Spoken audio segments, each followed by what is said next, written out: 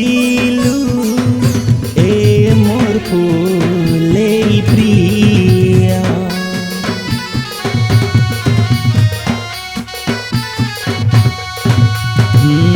जान ठारू ते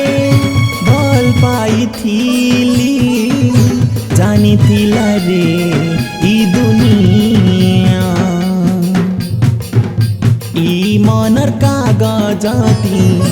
लेखा छे तोर पीरती ई मनर कागजती लेखा अच्छे तोर पीरती देखिया साथिया छाती तले चलुथिसी प्रेम र दुनिया रे छाती तले चलुथिसी प्रेम र दुनिया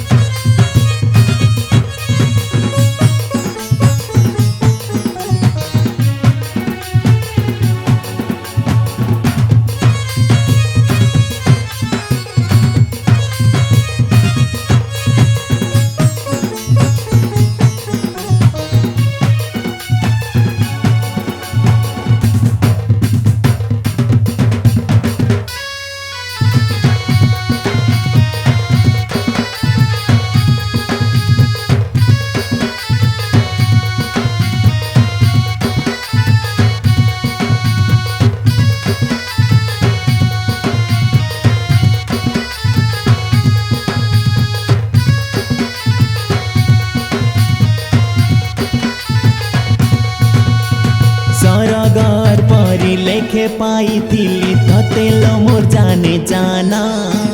सुना सपन के तुई चुना करी दे मिछे कलुरे बहाना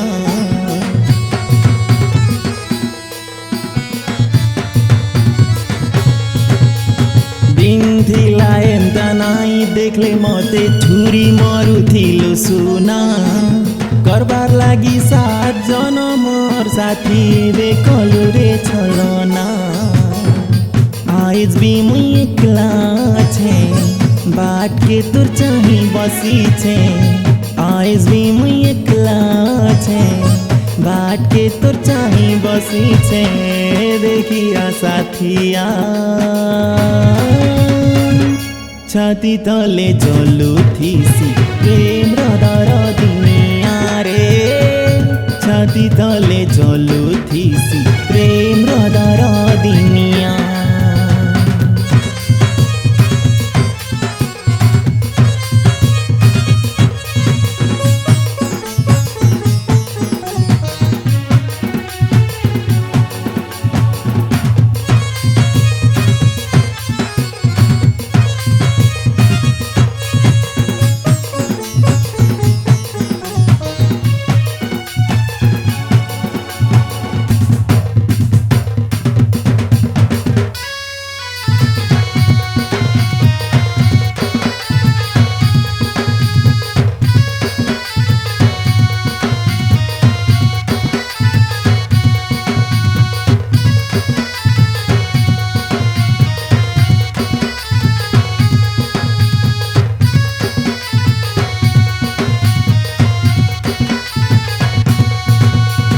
कथा दिया निया तते लागुथिला प्रिया रे पाएन गार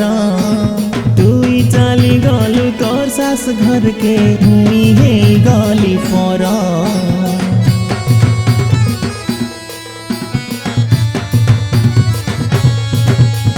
छाती चिरी करी रकते लेखिछे प्रिया रे ना तोरा नाई बुझी मोर छातिर दर्द के दुनिया कलु अंधार जहर डाके हाथ के ठारी सुखे थी वो मोर बाउरी जहर डाके हाथ के ठारी सुखे थी वो मोर बाउरी देखिया साथिया छाती तले चलुथिसी प्रेम र